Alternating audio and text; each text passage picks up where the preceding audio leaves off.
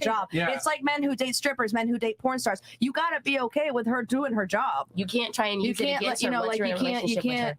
You can't go and then do the same thing and be like, oh, what you're doing. It's like, no, you're cheating at this point. You're either okay with the fact that you're dating a sex worker or you're not. And it's okay if you're not. It's totally cool to not be okay with dating a sex worker. You're not allowed to do that stupid shit. Let's keep it 1,000 here. It's never okay for a guy when you're a sex worker.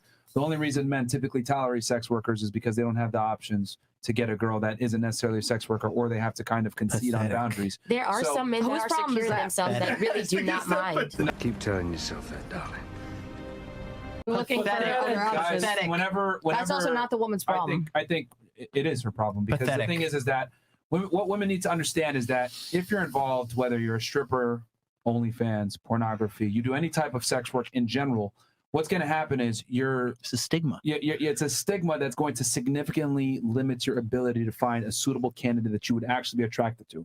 Yeah. So when you find yourself in a certain profession, automatically you're going to be invisible to a majority of men that you like in the first place. The Prince Charmings that you want, the guy that has the money, the status, etc., that has options to have other women, he's not going to pick you seriously. He'll pick you for a night, maybe a week, 2 weeks. I agree. And it's not for everybody, for sure. But what I'm saying is that when women are involved in that profession, they need to kind of make concessions on their end as well, and understand sometimes that you're not going to get the cream of the crop men. You got to take what you can get. You got to take what you can get. I think they still have the right to demand it, though. They still have the. I think they do. You're not a high value girl. And if you notice, right, those girls date guys that make way less than them. Yep. And way below their pay grades. Yeah. Then, you don't got to date them. Like that's really the bottom line. And they're going to be alone.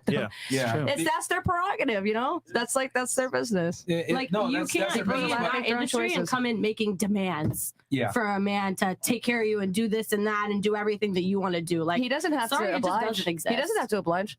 But what I'm saying is that women that are involved in certain professions need to kind of, how do I say this? They need to line up their wants and their desires with what's actually really practical for where they stand in the dating marketplace. Sure. In the grand scheme.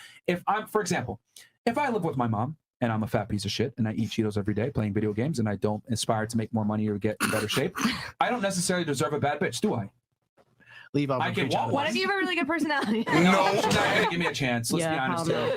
Like, I want a nice guy, blah, blah, blah. And then y'all, there's a bunch of homeless guys that I've talked to that are fucking fantastic people. But y'all would never give them a chance. So my thing is, I look at it like, effectively, women that are in sex work are the equivalent, right, from a female perspective, of a homeless dude. Yeah. And what I mean by this is that man doesn't have status. He doesn't have certain things in place. He's not attractive.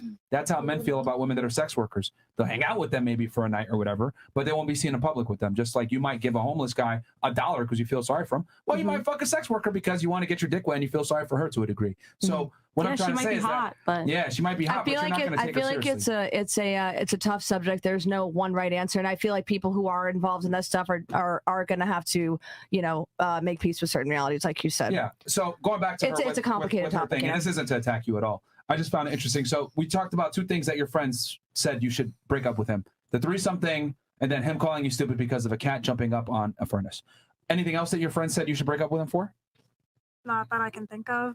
So you got rid of a 5-month relationship for two things that were fairly valid?